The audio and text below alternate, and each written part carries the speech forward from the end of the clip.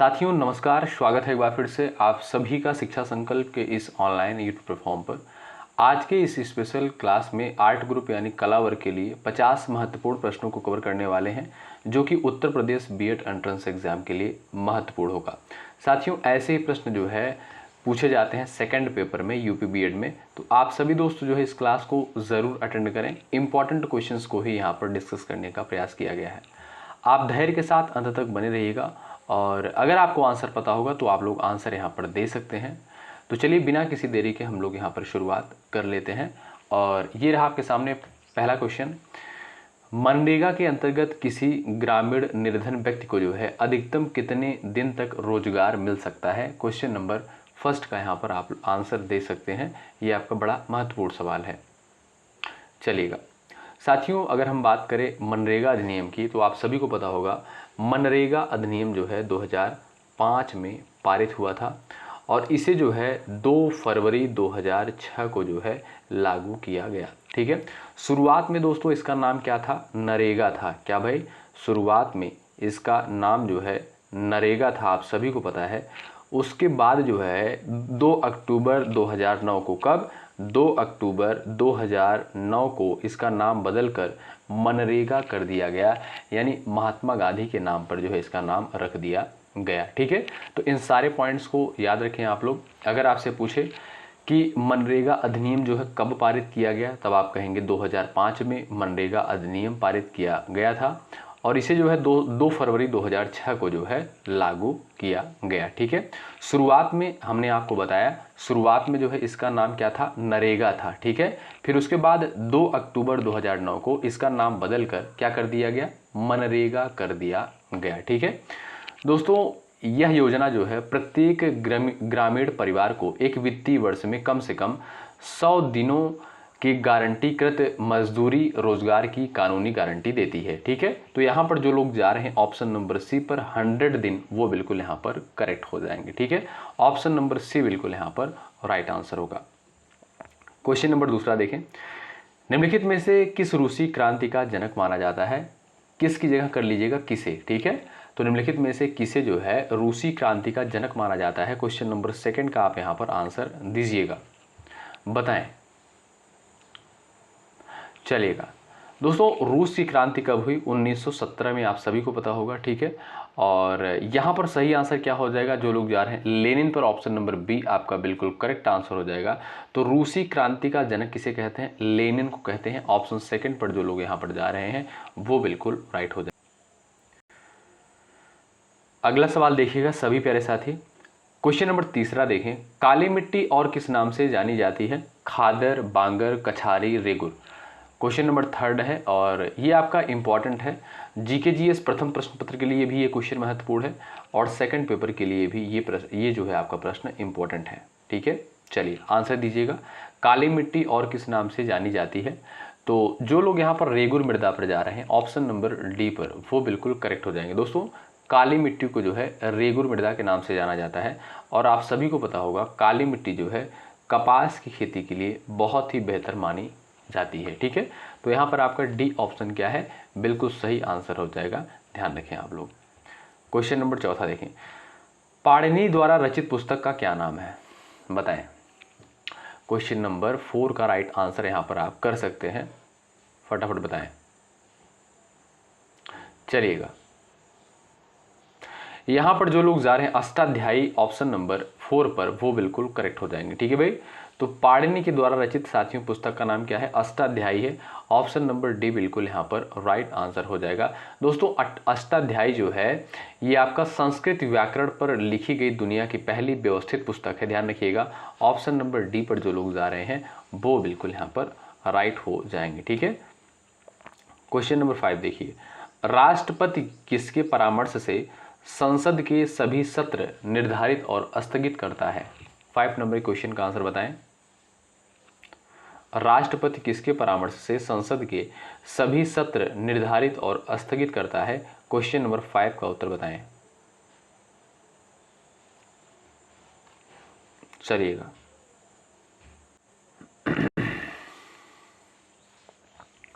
सभी दोस्त यहां पर आंसर कर सकते हैं, बता सकते हैं।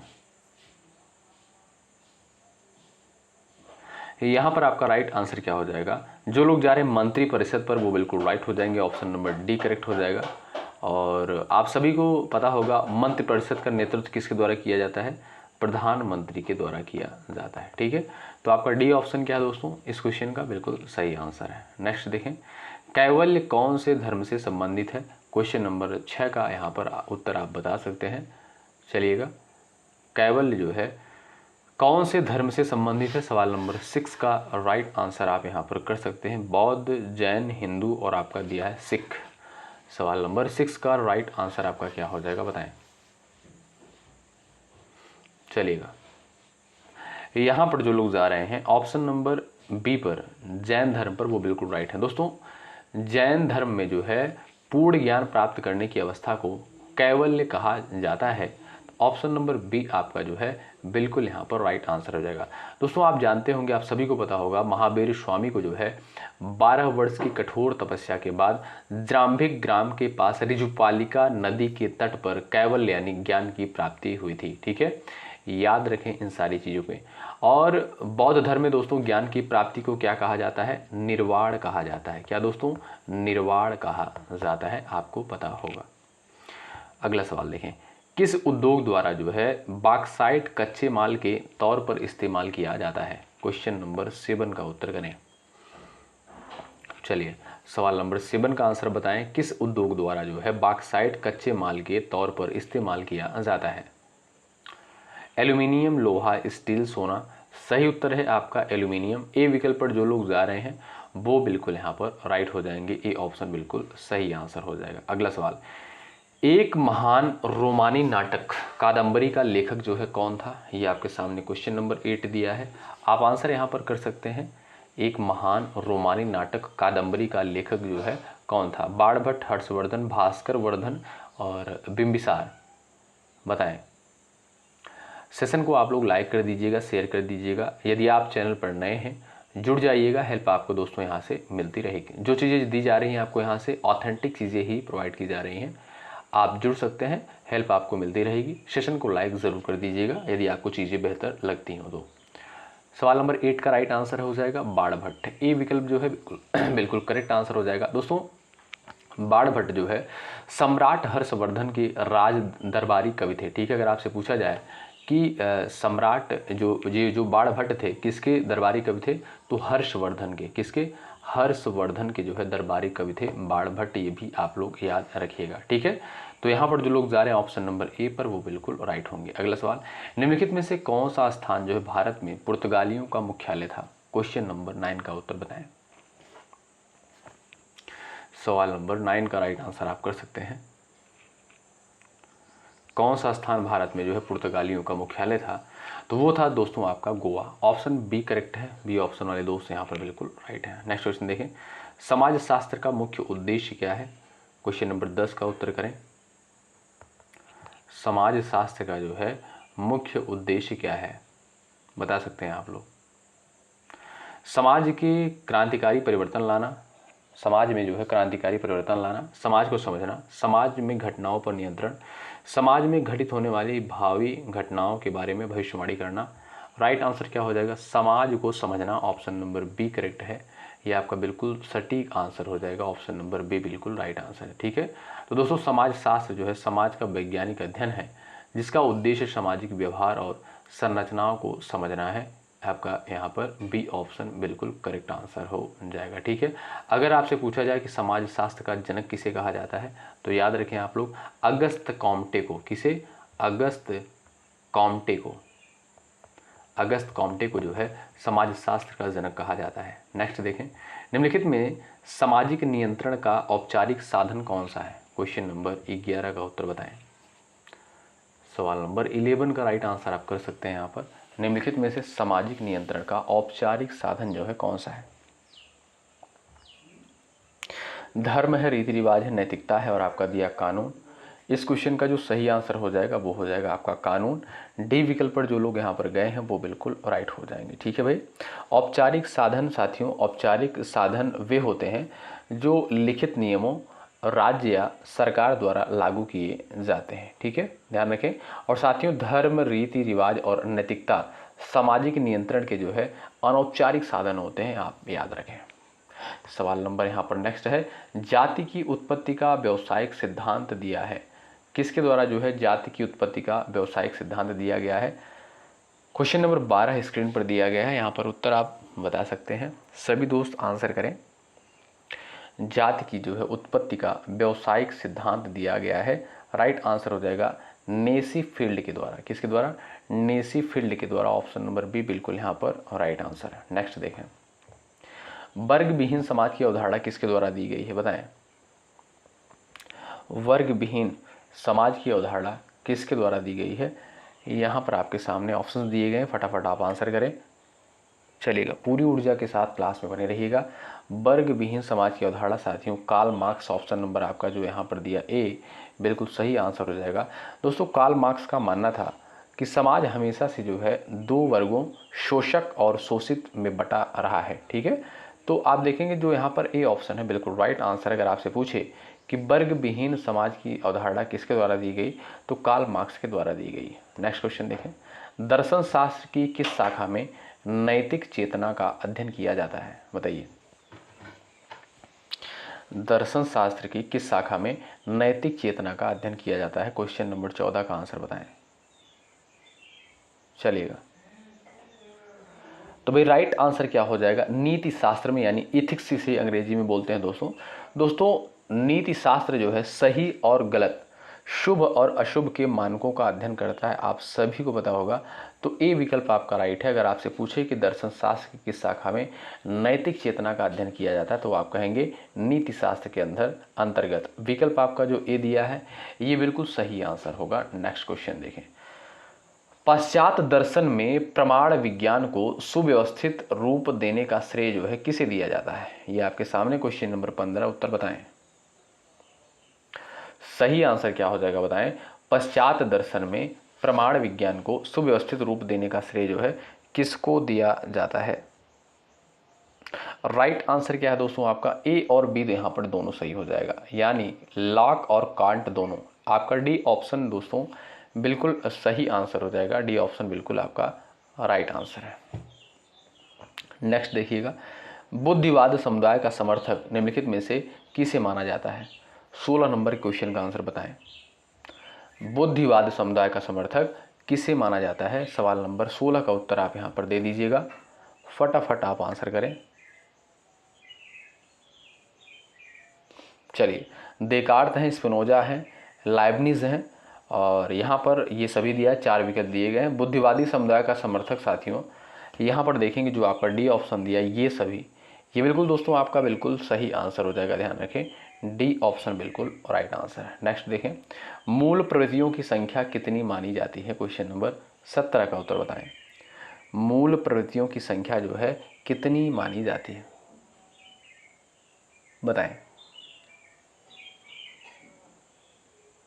तो जो लोग जा रहे हैं यहाँ पर ऑप्शन नंबर ए पर 14 बिल्कुल राइट हो जाएंगे। दोस्तों विलियम मैकडूगल ने जो है मूल प्रवृत्तियों का जो है सिद्धांत दिया था। किसके द्वारा?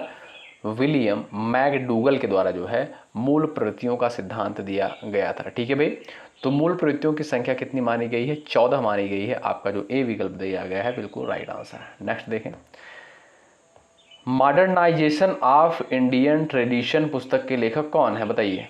सवाल 18 का उत्तर करें। मॉडर्नाइजेशन ऑफ इंडियन ट्रेडिशन पुस्तक की जो है राइटर कौन है? सवाल 18 का उत्तर कर सकते हैं। सही आंसर क्या हो जाएगा? योगेंद्र सिंह। क्या भाई? योगेंद्र सिंह। ऑप्शन नंबर आपका जो बी दिया है बिल्कुल करेक्ट आंसर हो जाएगा। सेकंड ऑप्शन आपका राइट है। नेक्स्ट देखें, आत्मदर्पण पहले ग्रीन दर्शन सिद्धांत का प्रतिपादक किसने किया? बताइए। 19 नंबर क्वेश्चन का आंसर बताएं।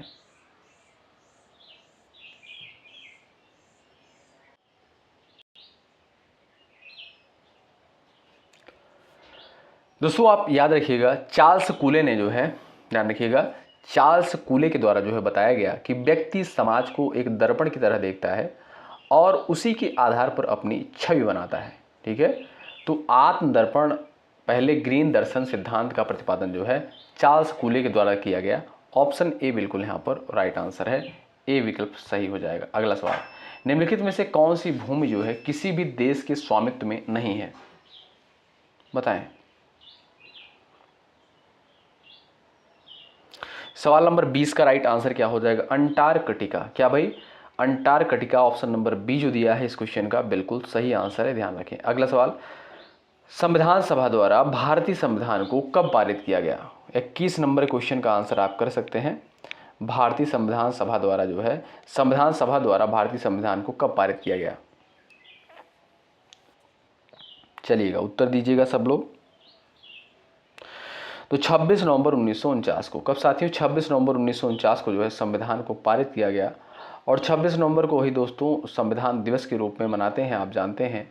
और अगर आपसे पूछा जाए कि पूर्ण रूप से लागू कब हुआ संविधान, तो 26 जनवरी 1950 को। नेक्स्ट, प्रत्येक 2 वर्ष के बाद राज्यसभा के कितने सदस्यगण सेवानिवृत्ति हो जाते हैं, बताइए। चलिएगा, राज्यसभा दोस्तों आप जानते हैं ये जो संसद का जो है उच्च सदन कहलाता है राज्यसभा। और राज्यसभा को जो है दोस्तों अस्थाई सदन भी कहते हैं। क्यों अस्थाई सदन इसलिए कहते हैं क्योंकि इसे कभी भंग नहीं किया जा सकता है, ठीक है। तो राज्यसभा के कितने सदस्यगण सेवानिवृत्ति हो जाते हैं, प्रत्येक 2 वर्ष पर 1/3 सदस्य जो है सेवानिवृत्ति हो जाते हैं। ए विकल्प आपका बिल्कुल राइट आंसर हो जाएगा। और राज्यसभा के सदस्यों का कार्यकाल जो होता है दोस्तों 6 वर्ष होता है, ये भी याद रखिएगा आप लोग। चलिएगा आगे बढ़ते हैं, अगला सवाल यहाँ पर देखेंगे। नेक्स्ट, डूरंड कप का संबंध जो है किस खेल से, बताइए। डूरंड कप का संबंध किस खेल से है। सही उत्तर क्या है आप बताएं यहाँ पर। तो जो भी दोस्त जा रहे हैं यहाँ पर भाई फुटबॉल पर, ऑप्शन सेकंड पर, वो बिल्कुल राइट हो जाएंगे, ठीक है। सेकंड ऑप्शन बिल्कुल यहाँ पर राइट आंसर हो जाएगा। और साथियों कभी कभी सवाल पूछ लेता है कि रोवर्स कप, क्या भाई, रोवर्स कप। और आपसे पूछेगा संतोष ट्रॉफी, संतोष ट्रॉफी का संबंध किससे होता है। इसका भी संबंध साथियों फुटबॉल से ही होता है। किसका, रोवर्स कप और संतोष ट्रॉफी का भी संबंध जो होता है फुटबॉल से ही होता है, ठीक है, याद रखिएगा, ठीक है भाई। अगला सवाल देखिए, क्वेश्चन नंबर नेक्स्ट है, महात्मा गांधी ने भारत में किसकी स्थापना की सिफारिश की जहां लोग सरल जीवन एवं उच्च सोच के आदर्शों का अनुसरण करते हैं, बताइए। सवाल नंबर 24 का राइट आंसर आपका क्या हो जाएगा, सही उत्तर हो जाएगा आदर्श गांव। आपका डी विकल्प जो है बिल्कुल सही आंसर हो जाएगा। दोस्तों गांधी जी का मानना था कि भारत की आत्मा जो है गांव में बसती है, ठीक है। उन्होंने जो है ग्राम स्वराज की अवधारणा दी थी जिसमें गांव जो है आत्मनिर्भर हो, ठीक है। तो आपका सही आंसर क्या है, डी ऑप्शन यहाँ पर बिल्कुल सही हो जाएगा। नेक्स्ट देखें, किस देश ने गुटनिरपेक्ष आंदोलन की 18वीं मध्यावधि बैठक की मेजबानी की थी। अजरबैजान ने। ऑप्शन आपका जो ए दिया है ये बिल्कुल सही आंसर हो जाएगा। नेक्स्ट, भारत का कौन सा राज्य जो है चाय का सर्वाधिक प्रमुख उत्पादक है, जहां चाय का कुल उत्पादन भारत के उत्पादन के लगभग 3/4 भाग के समान होता है, बताइए। असम और पश्चिम बंगाल। क्या भाई, असम और पश्चिम बंगाल। ऑप्शन बी जो दिया है ये बिल्कुल सही आंसर हो जाएगा। अगला देख लें, भारत के किस राज्य में काली मिर्च का उत्पादन सबसे अधिक होता है, बताइए। 27 का आंसर कर सकते हैं, भारत के किस राज्य में काली मिर्च का उत्पादन सबसे अधिक होता है। राइट आंसर हो जाएगा दोस्तों आपका क्या, केरल। विकल्प ए जो दिया है बिल्कुल सही हो जाएगा, ठीक है। और इसे मसालों का बगीचा भी कहा जाता है केरल को। ए ऑप्शन आपका राइट है। यहाँ पर खाली स्थान के स्थान पर भरना है भाई। मौसम के दौरान रबी फसल की खेती की जाती है, बताएं।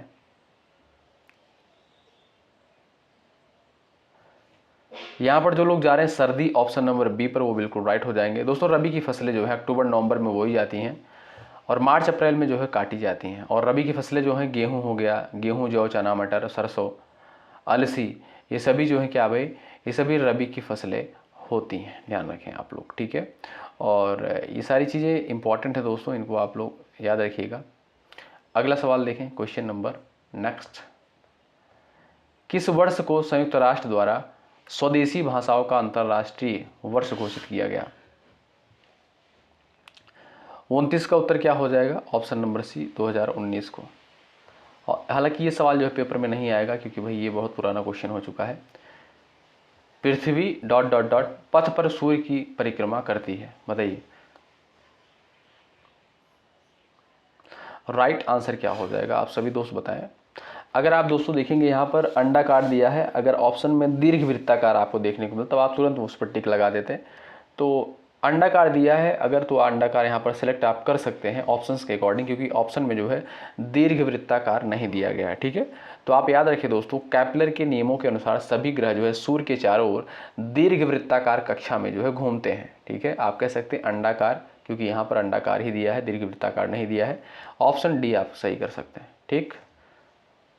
तो साथियों यहाँ पर हमने जो है 30 क्वेश्चंस कवर कर लिए हैं, और जो क्वेश्चंस होंगे वो हम मैराथन क्लास में कवर करवाएंगे आपको, जो कला वर्ग के क्वेश्चंस होते हैं।